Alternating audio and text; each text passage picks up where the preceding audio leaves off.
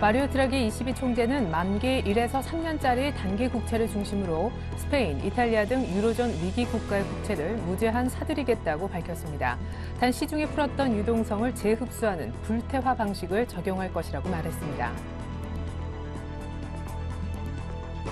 무디스에 이어 국제 신용평가사인 피치가 한국의 국가신용등급을 A+에서 AA-로 한 단계 올렸습니다. AA- 등급 회복은 15년 만으로 등급 전망은 안정적으로 부여했습니다. 한국은 이번 조정으로 중국, 일본보다 한 단계 높은 등급으로 올라갔으며 특히 3대 국가신용평가사 가운데 사상 처음으로 일본을 제쳤습니다. 중국 정부가 최소 8,400억 위안 규모의 도시철도 건설 계획을 내놓았습니다. 중국 국가발전개혁위원회는 전국 25개 시의 도시철도 건설 프로젝트를 비준했으며 이 중 투자 금액이 밝혀진 23개 도시철도 건설에 총 8,400억 위안이 투입될 계획이라고 얘기했습니다. 이는 우리 돈 약 150조 원에 이릅니다. 주유소 간 경쟁이 치열해지면서 경영난을 이기지 못하고 문을 닫는 업소가 속출하고 있습니다. 한국주유소협회는 올 들어 7월까지 폐업한 주유소 총 숫자가 174곳으로 지난해 같은 기간보다 40%나 증가했다고 발표했습니다.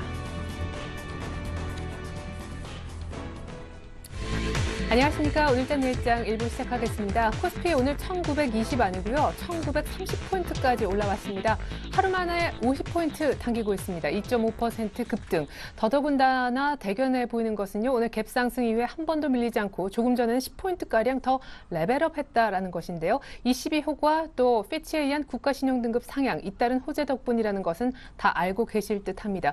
일단 수급에서 약간 바뀐 부분이 있습니다. 외국인이 장 초반부터 현물을 강하게 사주긴 했었는데 지금은 선물의 환매수, 숏커버가 현물만큼이나 들어오고 있습니다. 선, 현물 양쪽 다 수급이 빠르게 개선됐다 보시면 되겠고요. 때문에 대형주들 오름폭이 더 커졌습니다. 또 하나 조금 전부터 1920에서 30포인트까지 10포인트 레벨업한 것은요. 중국 상해종합지수를 잘 보면 힌트를 얻으실 수가 있습니다. 상해종합지수가 마치 종목처럼 4% 이상이나 급등하며 2100선을 넘기고 있는데요. 때문에 아침에는 크게 오르지 못했던 철강, 화학주까지 많이 오르고 있습니다.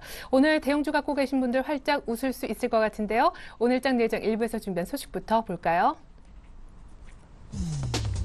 먼저 대신증권의 최재식 팀장님부터 만나보겠습니다. ECB 다음 변수로 주목되는 10일 독일 현재 ESM 위헌 판결, 결과는 어떻게 나올까요? 밤사이 미국의 고용지표가 깜짝 좋아졌습니다. QE3는 오히려 멀어지는 것인지, 잇따른 우리나라 국가신용등급 상향의 의미까지 짚어보겠습니다.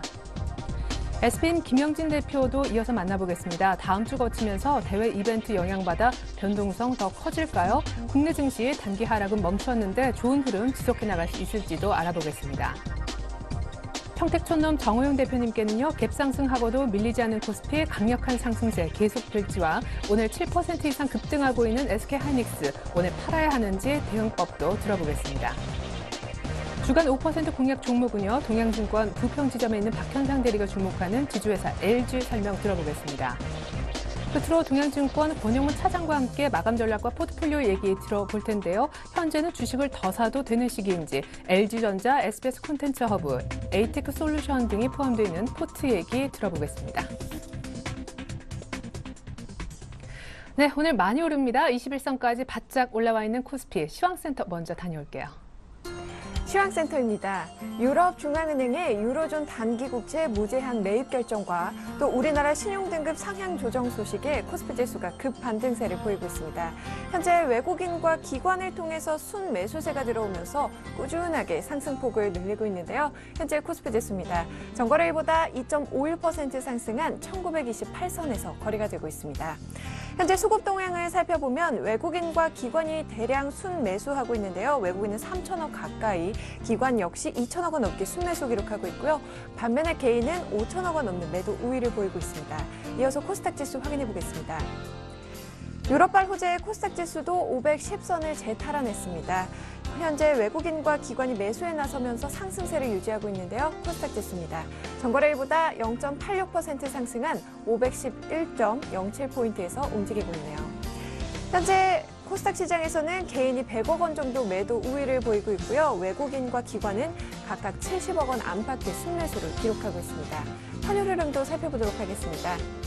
오늘 환율은 유럽중앙은행의 무제한 국채 매입 조치에 따른 위험자산 선호 심리가 강화되면서 하락했는데요. 현재 환율은요, 전거래일보다 3원 70전 하락한 1,130원 선에서 거래가 되고 있습니다. 이어서 코스피 시가총액 상위 종목 살펴보겠습니다. 삼성전자가 무섭게 질주하고 있습니다. 현재 4.52% 오르면서 125만 원에 거래가 되고 있습니다. 주당 5만 4천 원씩 상승하고 있죠. 현대차와 기아차, 현대모비스도 꾸준하게 오르고 있는데요. 현대차가 현재 3.52%, 기아차가 1.67%, 현대모비스 역시 2.71% 상승하고 있습니다. 포스코도 오늘장은 2.38% 오르면서 36만 5천 원에 거래가 되고 있습니다. 삼성생명도 1%대로 상승세를 보이고 있고요. 현대중공업이 4.59%, 신한지주 역시 4%가 넘는 강세를 보이고 있습니다. SK하이닉스도 반도체 업황 개선으로 수혜가 기대되면서 오늘장 급등세를 보이고 있는데요. 현재 7.66% 상승하면서 주당 1,600원씩 오르고 있습니다. 22,500원에 거래가 되고 있고요. SK이노벤 역시 2.43% 상승 중이네요. 이어서 코스닥 시가총액 상위 종목 살펴보겠습니다. 셀트리온이 현재 0.5% 하락하고 있습니다. 29,850원에 거래가 되고 있고요. CJ 올쇼핑 역시 1.46% 밀려나고 있습니다. 반면에 다음이 소폭 상승하면서 11만 4,200원에 서울반도체도 3% 가까이 오르고 있고요. 안램 역시 1.51% 오르면서 12만 1,300원에 거래가 되고 있습니다. SM도 1.25% 상승폭을 밝히고 있습니다. 현재 56,800원에 거래가 되고 있고요. CJ ENM이 2.65%, 젠백스 역시 오늘장 2.67% 상승 중입니다. SK브로드밴드도 어제 급등세에 이어서 오늘장도 상승 랠리를 이어가고 있는데요. 현재 2% 가까이 오르면서 3,420원에 거래가 되고 있네요. 이어서 이 시각 특징 업종 및 테마 종목 살펴보도록 하겠습니다. 현재 대부분의 업종은 오름세를 보이고 있는데요. 유럽발 호재에 IT주가 모처럼 시원하게 달리고 있습니다. 현재 삼성전자는 4.51% 오르면서 125만 원에 거래가 되고 있습니다. SK하이닉스도 주당 1,600원씩 오르고 있고요. LG전자가 2.7%, 삼성전기가 1.82%, LG디스플레이도 현재 1.48% 오르면서 27,400원에 거래가 되고 있습니다. 코스피가 단숨에 50포인트를 넘게 회복하면서 증권주 역시 동반 강세를 보이고 있습니다. 현재 삼성증권은 2.4% 오르면서 49,150원에 거래가 되고 있고요. 대우증권이 3.65%, 우리투자증권도 3.65% 상승 중입니다. 현대증권이 주당 240원씩 오르고 있고요. 키움증권도 주당 1,900원씩 오르면서 현재 62,800원에 거래가 되고 있습니다. 드라기 효과에 조선주들도 급반등세를 보이고 있는데요. 조선주 살펴보겠습니다. 현재 현대중공업이 4.59% 오르면서 23만 9,500원에 거래가 되고 있습니다. 대우조선해양도 5%가 넘게 급등세를 보이고 있고요. 삼성중공업 역시 4.71%, 현대미포조선은 현재 8%가 넘게 급등세입니다. 주당 1,500원씩 오르면서 13만 2,500원에 거래가 되고 있습니다. STX조선해양 역시 4% 넘게 강세를 보이면서 현재 9,370원에 거래가 되고 있네요. 박근혜 새누리당 후보 캠프에서 안철수 원장에게 대선 불출마를 종용했다는 소식이 전해지면서 현재 정치 테마주들의 움직임에 관심이 쏠리고 있는데요. 하지만 아직 사실이 밝혀지지 않은 만큼 투자자들은 관망하는 분위기입니다. 박근혜 테마주 살펴보시면 비트컴퓨터가 현재 1% 가까이 하락세를 보이고 있고요. 아가방 컴퍼니와 보령 메디앙스는 강보 확보에서 거래가 진행 중입니다. 신우가 0.7% 하락 중이고요. 서한 역시 1.43% 하락하고 있습니다. 안철수 테마도 이어서 살펴보겠습니다. 현재 안랩이 1.51% 상승 중이고요. 솔고바이오가 1.28%, 오늘과 내일은 강보 확권에서 우성사료도 주당 130원씩 오르고 있고요. 반면에 써니전자가 4% 넘게 밀려나면서 7,020원에 거래가 되고 있습니다. 문재인 테마주 역시 종목별 등락이 엇갈리고 있습니다. 현재 바른손이 약보 합권에서 거래가 되는 반면에 우리들 생명과학은 10%가 넘는 급등세를 보이고 있고요. 조광페인트가 0.61% 하락세, 유성 TNX는 1.17% 오르면서 3,890원에 거래가 되고 있습니다. KB금융이 ING생명을 인수하겠다는 소식에 현재 강세를 보이고 있습니다. KB금융은 주당 1,850원씩 오르고 있는데요. 38,350원에 거래가 되고 있습니다. 대호 PNC가 포스코와의 합병 소식에 상한가를 기록 중입니다. 현재 대호 PNC는 주당 190원씩 오르면서 1,480원에 거래가 되고 있네요. 지금까지 시황센터에서 김혜선이었습니다. 네, 이틀 전에 2030선도 깼던 상해종합지수가 현재 2138선이거든요. 이틀 만에 100포인트를 당기고 있습니다. 이렇게 오르고 싶었던 걸 그동안 어떻게 참았나 몰라요. 여의도 쪽 분석 한번 들어볼까요? 대신증권의 최재식 팀장님부터 연결해 보겠습니다. 안녕하세요. 네, 안녕하십니까? 네, ECB 결과 또 기다렸던 중국 증시의 반등. 오늘 뭐 결과물을 쫙 이렇게 받아들이면서 오르지 않을 수가 없군요. 네, 오늘은 뭐 전체적으로 호재만 있는 날인 것 같습니다. 네. ECB 문제, 미국 고용지표 문제, 그다음에 우리나라 신용등급도 있었고요. 중국의 좀 경기 부양책이 좀 이제 승인 문제가 나왔었고요. 그래서 오늘 외국인들이 현물 순매수가 마감으로 할수록 더 확대되는 것 같고요. 그래서 외국인 선호주가 되고 있는 IT, 운수장비, 화학, 은행 전반적으로 대형주 강세를 보여주고 있습니다. 예. 무엇보다 이제 갖가지 이슈들 호재가 많았다라고 하셨는데 평가를 좀 들어보고 싶습니다. 무엇보다 ECB 회의에 대해서 어떻게 보시는지 또 서프라이즈하게 나왔잖아요. 미국의 고용지표, 또 피치에 의한 선물, 우리 국가신용등급 상향 세 가지 이슈에 대한 평가 부탁드릴게요. 네, 일단 먼저 ECB의 무제한 불투하 국채 매입권 자체는 아주 긍정적입니다. 물론 이제 장기적인 재정 해결책은 아님을 명확히 알 필요가 있을 것 같은데요. 단기적으로 이제 10일에 있을 독일 헌법재판소의 ESM 판결이 만약에 이원이나 독일 의회 관리 감독 조건으로 일부 합헌으로 나눈다면 다시 한번 플라시에 남아질 수 있는데요. 현재는 이제 거의 합헌으로 예상이 되고 있는 상태에 있습니다. 8월 ADP 민간 미국 취업자 수가 크게 서프라이즈가 나왔는데요. 오늘 밤에 이제 8월 노동부 비농업 일자리 수 호전에 선행지표 역할을 해서 좀 긍정적으로 나오지 않을까 싶고요. 미국 지표가 좋아서 QE3 같은 고강도 부양책 가능성은 떨어졌지만은 미국 경제 지표가 좋으므로 중립 이상의 긍정적 재료라 볼 수 있습니다. 또한 전일 장 마감에 있었던 피치의 우리나라 신용등급 상향 조정은 긍정적 뉴스이긴 합니다. 근데 새로운 호재는 아니라 생각되는데요. 이번에 올린 피치의 신용등급 수준 자체는 지난달 말 무디스가 상향 조정한 AS3와 같은 똑같은 레벨이기 때문에 한국의 신용등급이 새롭게 가장 높은 등급은 아니라 보여지고요. 전체적으로 그 평가 자체는 그동안 눌렸던 부분에서 좀 약간의 위험 자산 쪽에 매수 쪽에 강할 수 있는 긍정적 재료가 많았다 생각됩니다. 네. 자, 오늘 의외로 오후장까지도 상승폭을 오히려 더 키우면서 1939군까지 왔는데요. 22 호재에도 불구하고 이참에 혹은 향후에 좀 비중을 줄여나가자라는 의견도 있더라고요. 특히나 오늘 많이 오르는 대형주 어떻게 하면 좋겠습니까? 네. 일단 아직 대형주 쪽에서 아주 저는 좋게 아직 좀 더 이제 기술적으로 좋게 보고 있는데요. 그동안 이제 중소형주 대비 가격 매력이 발생을 했습니다. 그래서 외국인과 기관이 선호하는 경기 민감 대형주 스타일이 좀 더 유지가 될 것 같고요. 환율 측면에서 미국 쪽의 견조한 경기라든지 우리나라 신용등급 상향 문제, 그래서 환율 하락 쪽에 영향을 줄 수 있어서 정유은행, 해운, 항공 쪽 유리하긴 해요.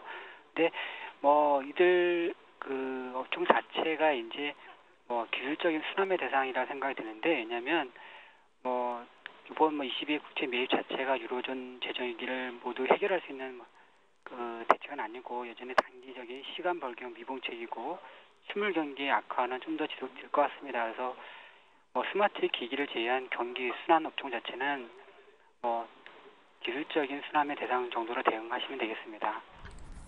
예, 그렇군요. 사실 메인 이벤트는 이제 하이라이트가 이벤트들이 이제 촘촘히 있는 건 다음 주다라는 의견도 있습니다. 그럼 경기 민감 대형주는 그래도 순환매 차원에서 다음 주 정도까지는 끌고 가도 괜찮겠습니까? 마감 전략 다시 한번 부탁드릴게요. 예. 일단 다음 주 중간에 독일 헌재의 ESM 판결이 있어요. 그래서 네. 이게 FOMC도 있긴 하지만 FOMC보다 더 중요한 독일 헌재가 진짜 예기치 않게 위원이라든지 좀 독일 의회 감독 조건하에 합헌을 일부 한다든지 그런 게 나오지만 않는다라면 경기 민감 대형주 업종에서는 좀 더 유리한 계속 뭐 유효하지 않나 싶고요.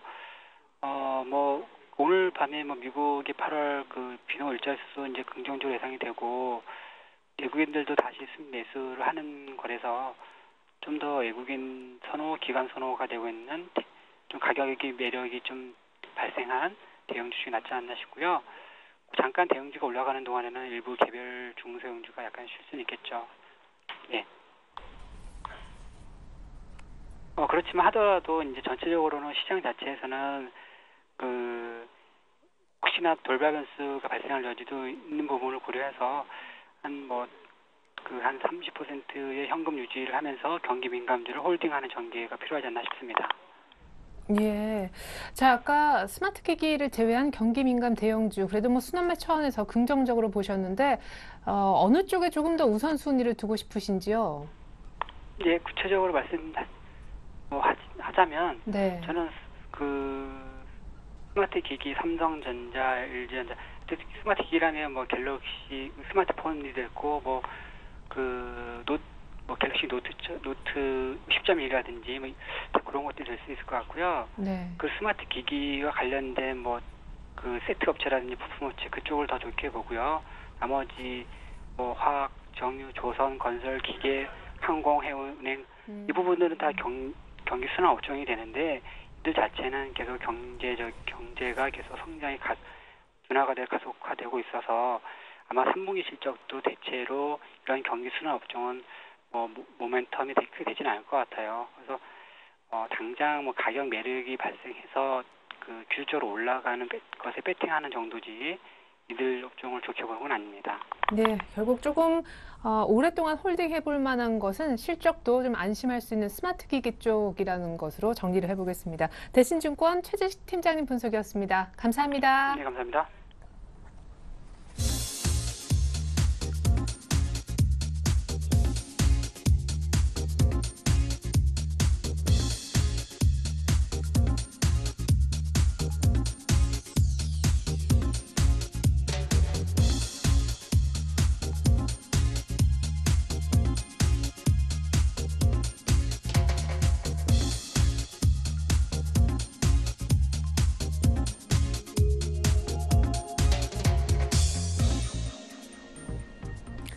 네, 5분의 의견 봤는데요. 대외 이벤트 효과의 기대와 한계 모두에 대해서 언급하신 오늘 에스핌 김영진 대표님 연결해 보겠습니다.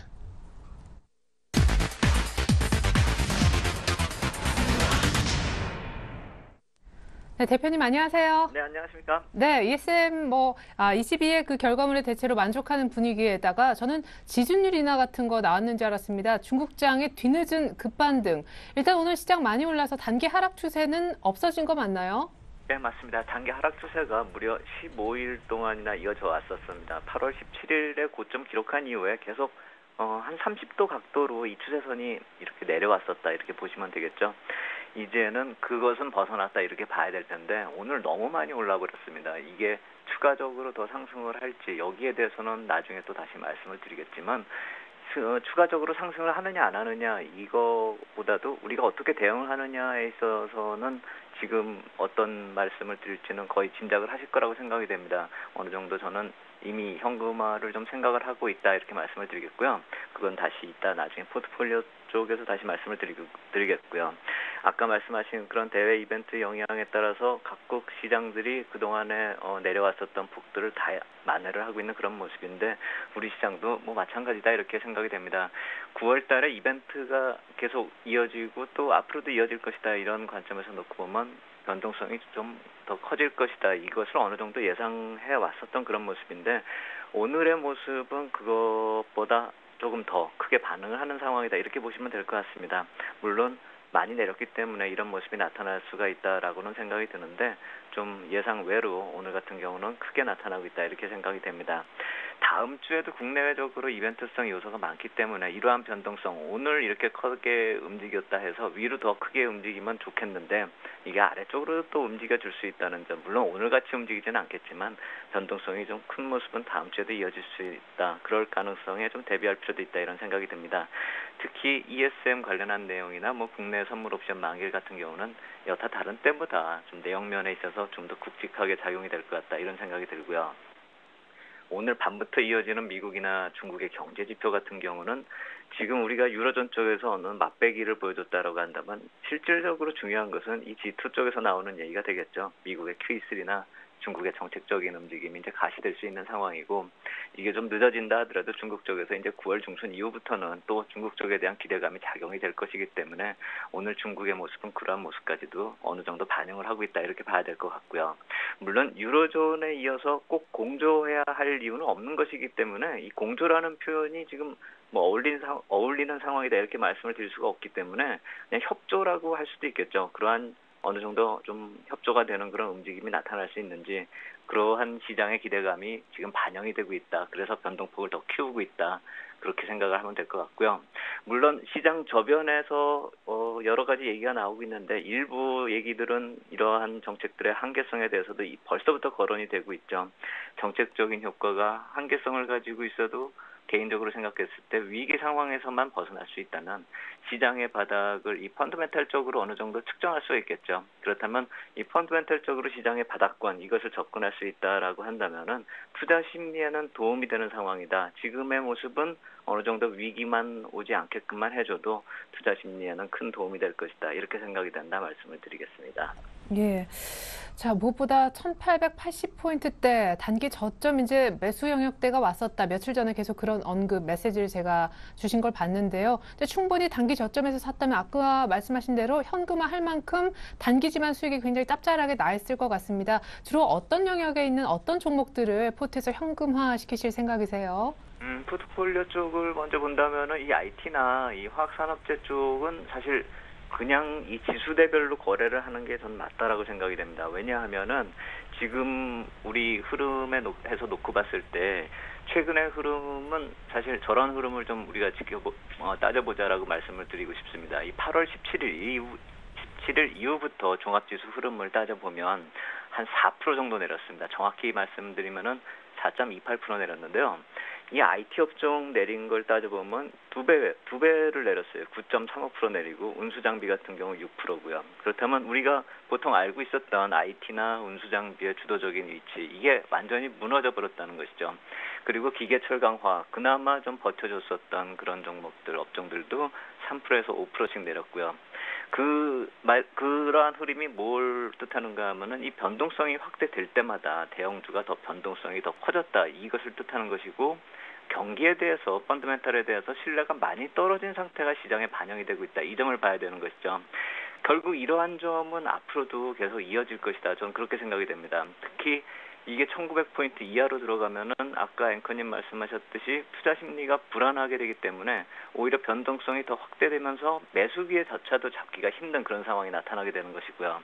반대로 역으로 이렇게 반등이 나타나서 1950포인트 접근하면 변동성이 축소가 되면서 시장이 답보 상태로 들어서니까 이제는 뭐 또 중소형주 쪽으로 매기가 이전하는 그런 상황이 나타나 버리면은 대형주 쪽에서는 수익을 내기가 힘들겠죠. 대형주 쪽에서 지수상으로 접근하면 쉽게 수익이 날 수가 있는 상황인데 실전에서 본다면은 그러한 모습이 나타나기가 쉽지가 않다라는 말씀을 드립니다. 하지만 앞으로도 이러한 모습은 계속 지속될 가능성이 크다, 저는 그렇게 생각이 되고요. 시장 주변 환경만 보더라도 그러한 요소가 많다, 이렇게 생각이 됩니다. 이 불안한 요소들이 나타나서 이 가속도를 붙일 수가 있는 것은 항상 이렇게 상존하는 그런 모습들이고요. 상승을 하더라도 펀더멘탈적 요소를 본다면 상방이 막혀 있는 상황이죠. 근데 이 펀더멘탈적 요소가 개선된다, 이 점은 결국 Q3 같은 정책적 효과가 주는 투자 심리 개선 효과가 반감되기 때문에 윗방향은 이렇게 봐도 저렇게 봐도 마찬가지로 막혀 있는 그런 느낌이죠. 결국 지수 하단에서는 변동성 확대가 나고 상단 쪽으로 가면 축소되는 양상, 이쪽에 좀 적응할 필요가 있겠다, 이렇게 말씀을 드리겠고요. 한번 저 말씀을 지수대별로 접근하는 것을 한번 더 말씀을 드린다면 저 말씀을 드리고 싶습니다.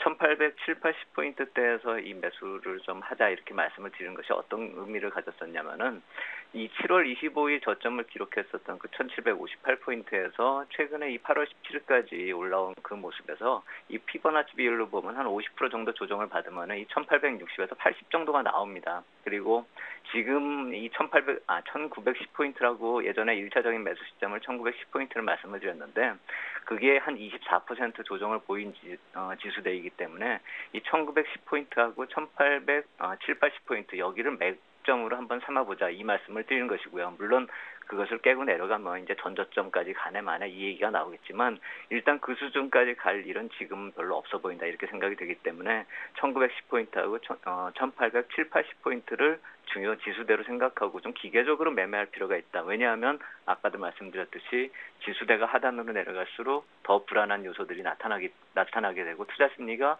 더 위축되기 때문에 투자 심리가 완화된 이후에는 먹을 게 없다는 관점에서 놓고 보면 좀 기계적으로 움직이고 대응할 필요가 있겠다 이렇게 말씀을 드리겠습니다.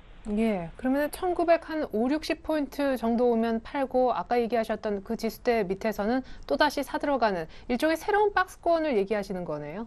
예, 그렇습니다. 맞습니다. 아까 말씀드렸었던 그 IT나 이 화학산업재 이 포트폴리오 전략에서 그걸 한 20%씩 또 필수 소비자까지 포함해서 20%씩 놓고 현금 40% 놓는 게 보통 제 일반적인 그 포트폴리오 비율인데요. 예. 그 상황에서 어떻게 대응하냐면 아마 지지난주에도 말씀을 드렸는데 단기 트레이딩 비중 자체를 한 각 업종의 보유 물량의 30%를 잡자는 것이죠.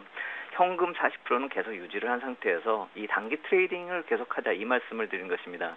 그 지수대를 1차적으로 1910포인트, 2차적으로 1807, 80포인트 이렇게 말씀을 드린 것이고 1950포인트 접근을 할 경우에는 좀 현금을 더 확보하자. 그렇게 된다면 아까 말씀드린 현금 40%보다 더 늘어날 수가 있겠죠. 만약에 30% 정도 더 비중을 확보해 놓는다라고 하면 현금이 한 60%까지도 늘어날 수가 있을 것이라 생각이 되는데 지수대별 접근이 좀 중요하다라고 생각이 되기 때문에 현금 한 60%까지도 가능하다 생각할 필요가 있겠다 이렇게 생각이 되고요. 단기 대응에 더 적극적으로 대응할 시기가 아닌가 또 이렇게 생각이 되고 이 지수대별로 자본금 규모별로 이렇게 접근 타이밍을 설정할 때 약간 이 지수대별로 좀 그러니까 중소형주를 접근하는 시기는 이 1900 위쪽에서 오히려 대응을 하고 1900포인트 이하에선 대형주 쪽으로 접근하는 좀 보통의 상식하고는 약간 좀 차별적인 그런 대응을 하는 것이 필요한 시점이다 이렇게 생각이 되고요.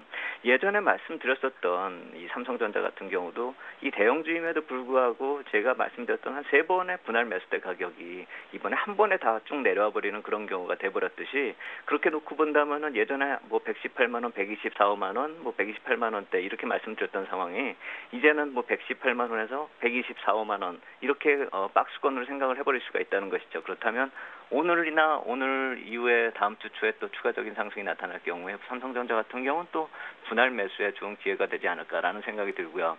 그렇게 좀 더 적극적인 트레이딩을 점하면서 이 2분기 후반 쪽으로 가면서 현금 비중을 조금씩 낮춰가는 그런 모습으로 시장 대응할 필요가 있지 않을까 그런 생각이 든다 이렇게 말씀을 드리겠습니다. 네, 잘 들었습니다. 역발상으로 1900 이하에서는 오히려 대형주, 상단은 펀더멘털리 약간 막혔다라는 느낌도 꼭 참조해 주셨으면 좋겠습니다. SPIM 김영진 대표님 포트 전략까지 확인했습니다. 감사합니다. 감사합니다.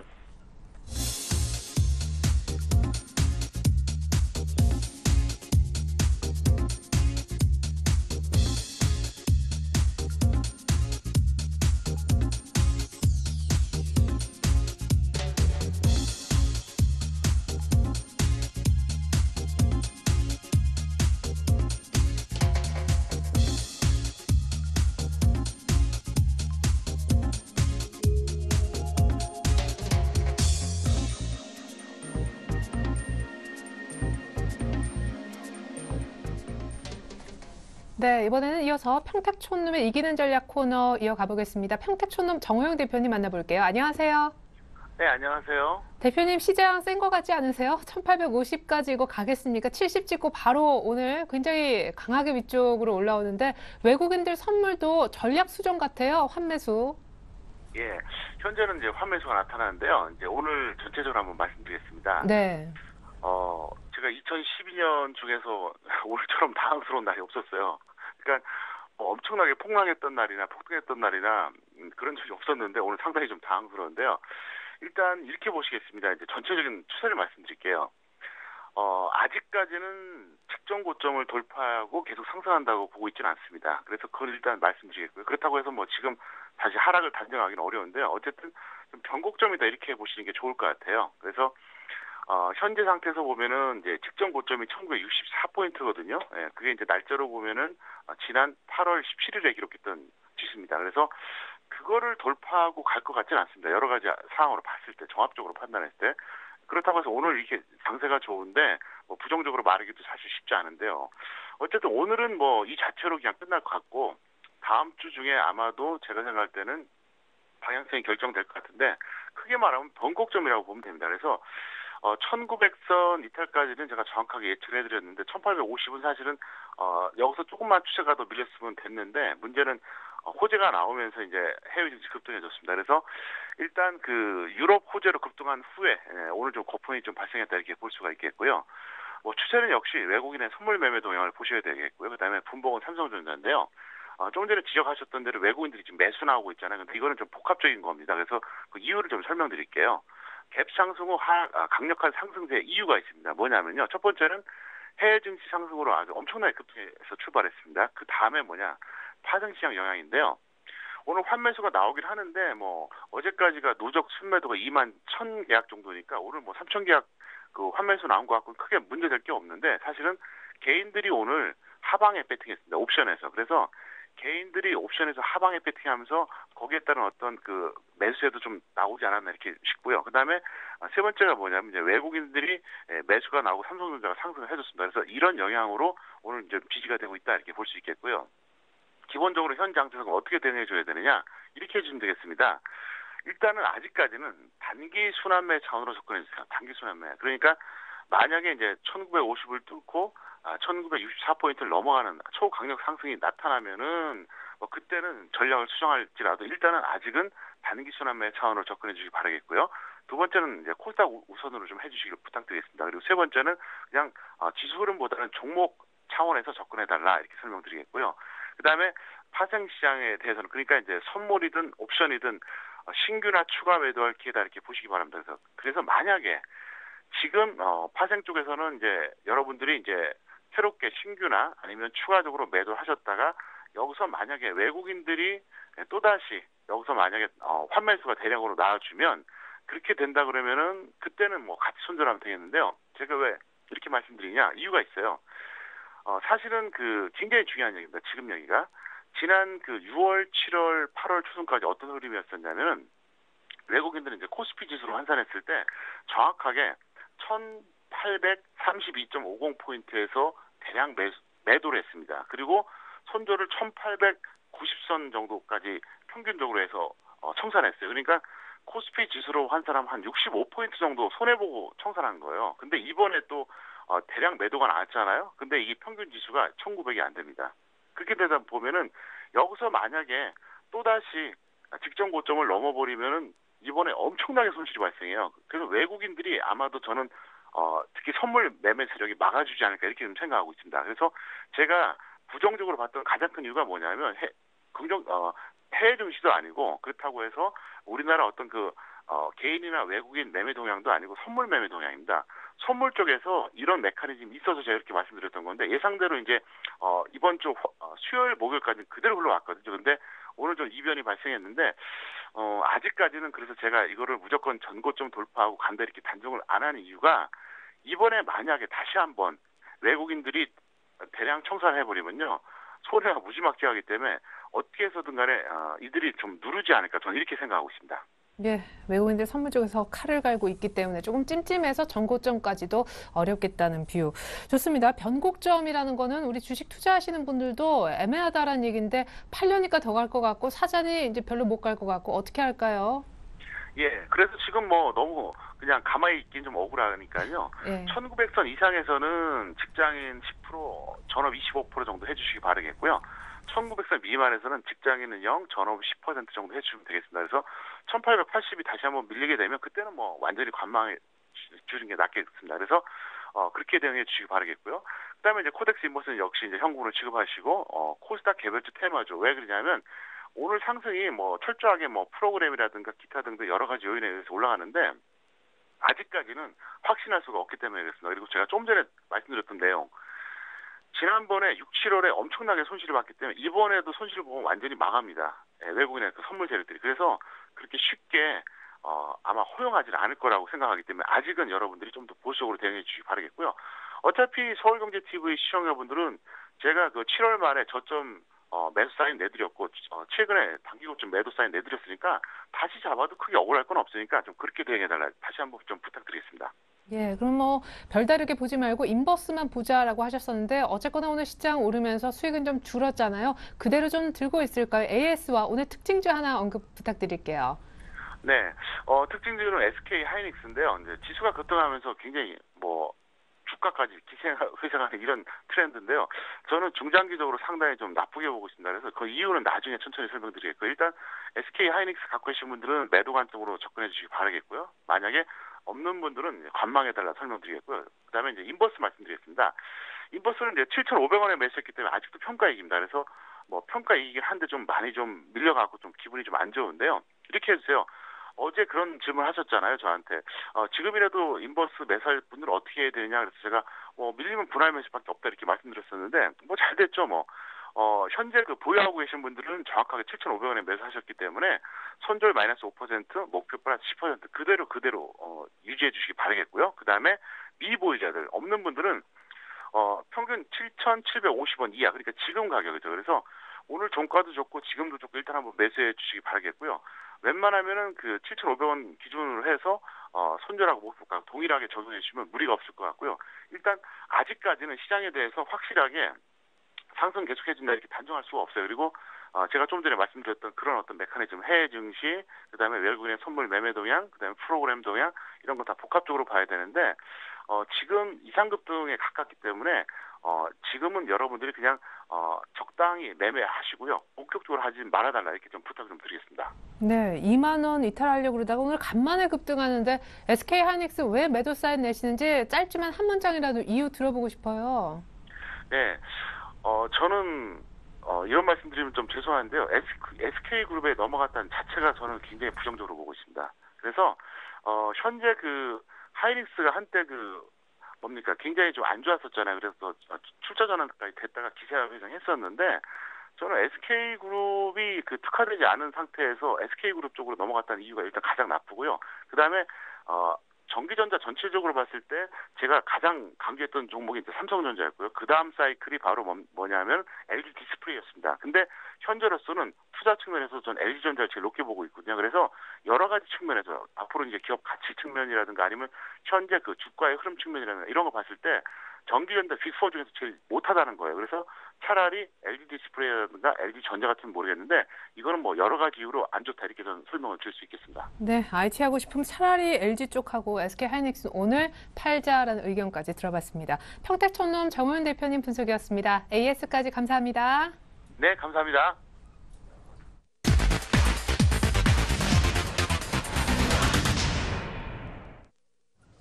네, 일주일 동안 5% 정도 수익이 기대되는 종목을 찾아봅니다. 주간 5% 공략주 시간인데요.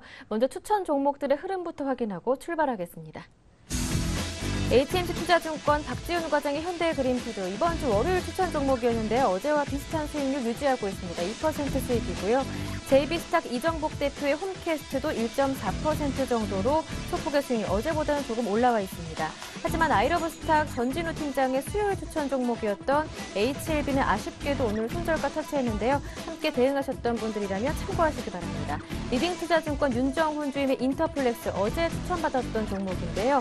매수 가격이 72,000원이었는데 오늘 7만 원 부근으로 하락하면서 현재 1.7% 정도 손실 중입니다. 마지막으로 오늘 정확히 일주일째는 되는 종목이 동양증권 박현상 대리의 시공테크인데요. 추천 후 일주일 만에 딱 맞춰서 5% 수익 기록하는 모습입니다. 현재 수익률 1입니다. 네, 오늘은 1등 하고 계시는 동양증권 박현상 대리 만나봅니다. 안녕하세요. 네, 안녕하세요. 네, 주간 5% 공략 코너명에 맞게 딱 일주일에 맞춰서 시공테크가 5% 수익률을 달성하는 모습인데요. 1등 축하드립니다. 예, 감사합니다.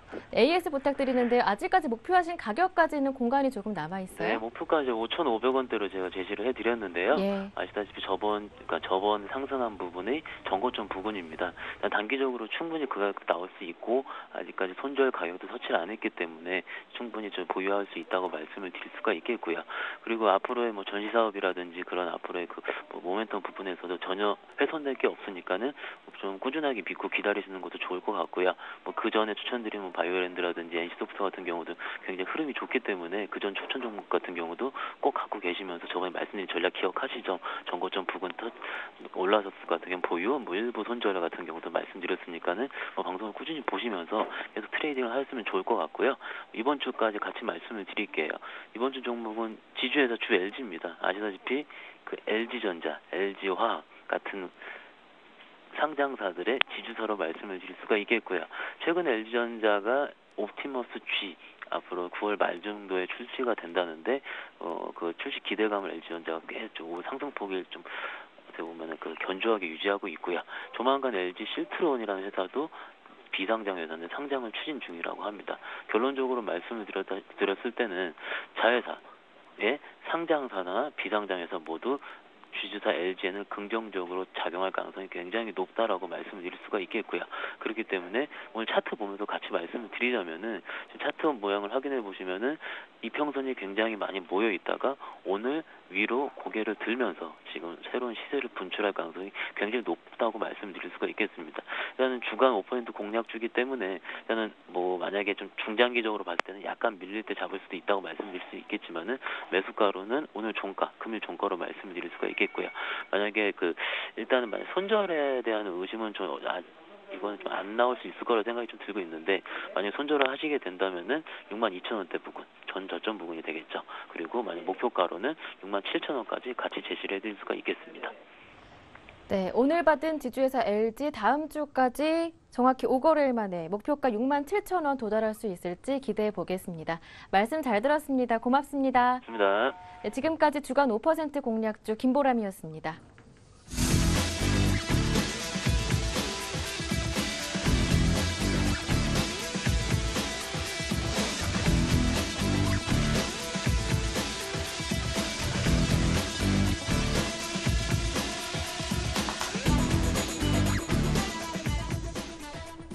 네, 이번 주 멋진 피날레를 만드는 중 코스피는 1927선입니다. 다시 한번 전략 짜보고요. 포트폴리오 얘기도 듣겠습니다. 동양증권 권영문 차장님 나오셨네요. 안녕하세요. 예, 안녕하십니까. 네, 최근 상승의 절반을 반납했다가 오늘 강력하게 위쪽으로 돌리는 모습. 말씀하셨던 그 기술적 분석이 이제 그대로 맞아떨어지는 것 같은데요. 네, 지금 만들어지는 구간이 역 헤드앤숄더의 오른쪽 어깨가 만들어지는 구간이다라고 몇 주 전부터 이제 말씀을 드렸었는데요.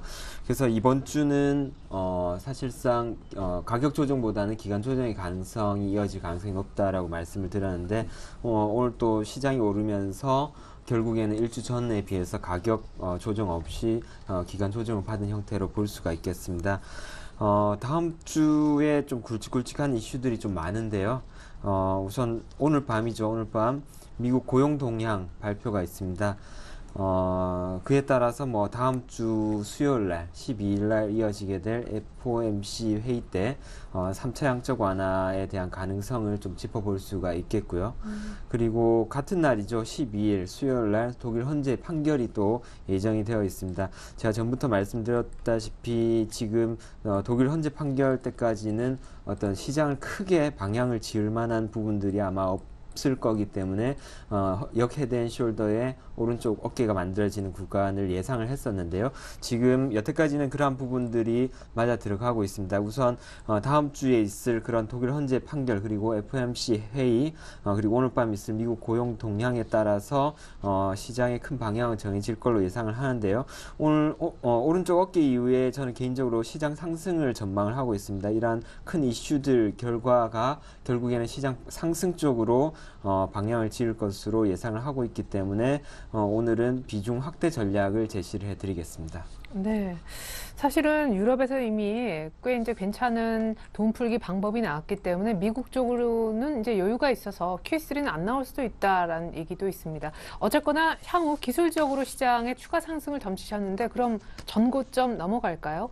네, 이번 상승이 되게 된다라면은 결국에는 오른쪽 어깨에 만들어지고 난 다음에 이제 상승 방향을 잡게 된다라는 거고, 그렇게 된다라면은 전고점을 넘을 가능성이 높다라고 예상을 하고 있습니다. 예, 그럼 뭐 2,000 이렇게도 갈 수 있는. 네, 2,000 이상 뭐 일단 방향이 위쪽으로 잡게 된다라면은 2,000 그 이상 또 가능할 거다라고 일단은 보고 있습니다. 9월 안에요? 기간을 묻지를 않으셨는데 뭐 10년 뒤. 네, 그 부분에 대해서는 일단은 기간에 대해서 9월 안에 될 수 있느냐, 2,000 돌파가 될 수 있느냐 라고 한다라면은 시간 끄시는 거 보니까 좀 어렵군요. 꼭 그렇게 보지는 않습니다. 물론 기간이 이제 한 달 안에 거기에 도달할 수 있느냐 이런 부분인데 1900대 후반대까지는 가능하지 않겠느냐. 2000에서는 좀 이렇게 공방이 좀 이어지지 않을까 그렇게 보고 있습니다. 시간이 조금 걸린다라는 얘기겠죠. 예. 근데 저 하나 궁금한 거는요. 뭐 다음 주 이제 대회 그런 일정들을 얘기를 해주셨는데 우리 동시만기 걱정을 이렇게 하락했을 때 굉장히 많이 했단 말이에요. 또 하락한 원인 중에 하나가 엄청난 프로그램 매물이었었고요.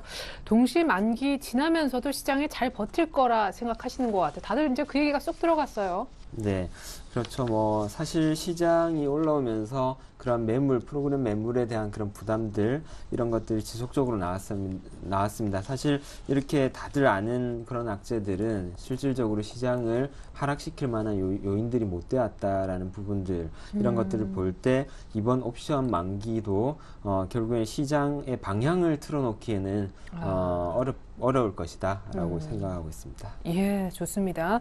자, 이제 오른쪽 어깨가 만들어지면서 9월달 안에는 모르겠지만 2,000을 향해 갈 만한 시장이다라고 하셨는데 주식을 이제 좀 많이 이것저것 담아 볼만 한 때가 온 것 같습니다. 1차 이제 눌리고 가니까요. 어떤 종목, 오늘 신규 추천 종목 있나요, 혹시?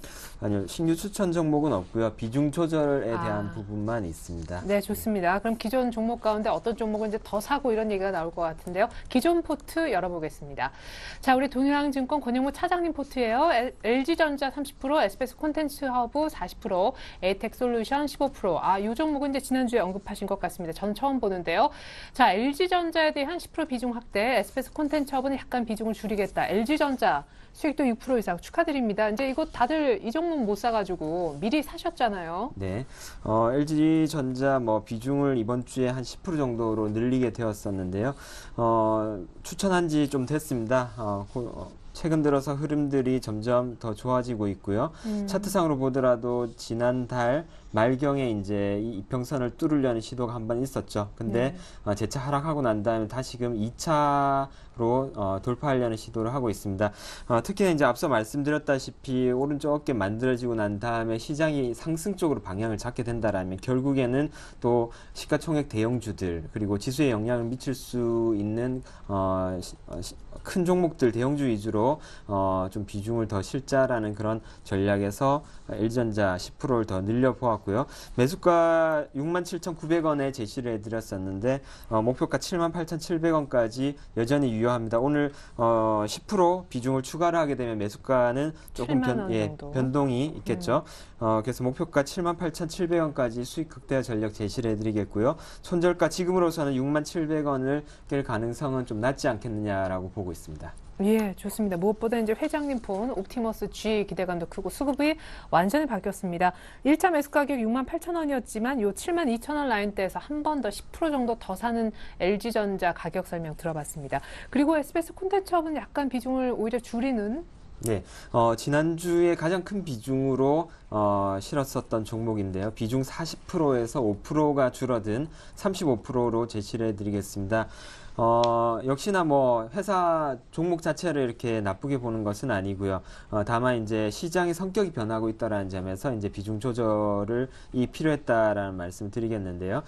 매수가 여전히 13,250원 그리고 수익 중입니다. 목표가 15,700원 그리고 손절가 12,300원만 유념하셔서 보유하셔서 목표가까지 수익 극대화 전략 제시해 드리겠습니다. 네, 좋습니다. 에이텍솔루션 아직 조용한데 다음 주에 높은 수익이 조금 나있길 기대하겠습니다. 완성본 다시 한번 보여드립니다. 자, 비중 조절이 조금 있었습니다. 종목에서 크게 바뀐 건 없고요. 에이텍솔루션은 그대로 홀딩, SBS 콘텐츠 허브가 35%로 5% 비중 축소, LG전자가 10% 더 실어져서 40%로 오늘 비중 확대가 되었습니다.